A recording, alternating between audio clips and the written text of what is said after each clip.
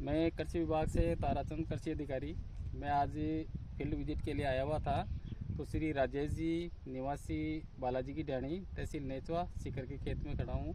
तो यहाँ पे इनकी शिकायत थी कि हमारे जो इसबगोल की फसल बोई हुई है उसमें बीमारियाँ लगी हुई है। तो मैंने सोचा चलो देखते हैं अपन बीमारी है तो क्या लगी हुई है। तो खेत के अंदर हमने निरीक्षण किया तो इसमें फंगल डिजीज़ है इसबगोल की फसल में, वो ज़्यादातर खेतों में लगी हुई है और पेचेज के अंदर है। तो ये जो फंगस जो डिजीज़ है इसका सिम्टम दिखते हैं अपने को कॉलर रोड से। जो ज़मीन की सतह से जो पौधा स्टार्ट होता है, बढ़वार होती है, वहाँ से ही जड़ और तने के बीच में जो कॉलर रीजन होता है, वहाँ से पौधा काला पड़ के और ख़राब हो जाता है। तो इसका मुख्य कारण फंगस है।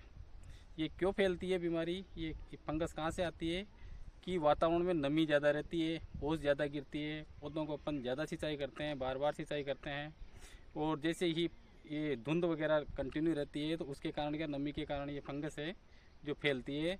और ये इतनी ज़्यादा फैल जाती है कभी कभी तो पूरा का पूरा खेत खराब हो जाता है। तो इसकी शुरुआती अवस्था में ही अपन इसको कंट्रोल कर लें तो अपन फसल को बचा सकते हैं। इसके लिए मैं किसानों को सलाह देना चाहूँगा कि जब अपन बीज बोते हैं उसी टाइम अपन फंजीसाइड से बीज को उपचारित करें। जैसे कार्बेंडाजिम है, मैनकोजेब है, 2 ग्राम दवाई प्रति किलो बीज में अपन मिला के उसी टाइम बुआई करेंगे तो वो जो फंगस है वो वहीं ख़त्म हो जाएगी और आगे फंगस बढ़ेगी नहीं खेत में।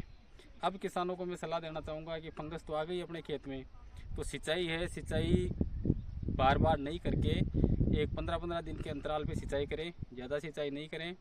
और बाज़ार में जैसे ट्यूबिकोनाजोल है, एक्जाकोनाजोल है, कीटाजीन है, मैनकोजेब है, ये जो दवाइयाँ हैं इनकी 1 से 2 ml प्रति लीटर पानी में घोल के अपन फसल पे स्प्रे करें।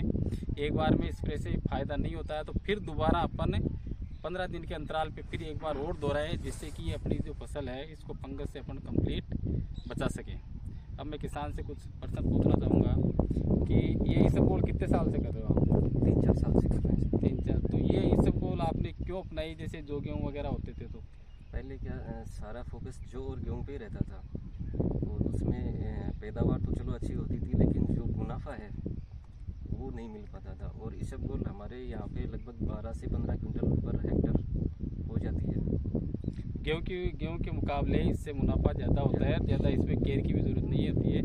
और इसमें मैं आपको एक सलाह और देना चाहूँगा कि आगामी 10-5 दिन के बाद में जैसे इसमें सिट्टियाँ निकलेगी तब चेपा रोग होता है, कीट होता है छोटा सा, उसका प्रकोप होगा।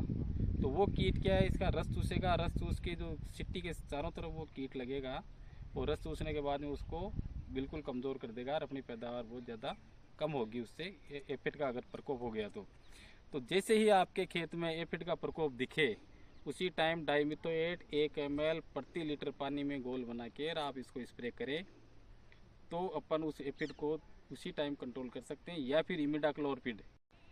तो ये जो ये सिम्टम है, ये जो फंगस है अपनी लगी हुई खेत में, इसके ये सिम्टम है, इसके कारण इनके खेतों में काफ़ी नुकसान हो रहा है।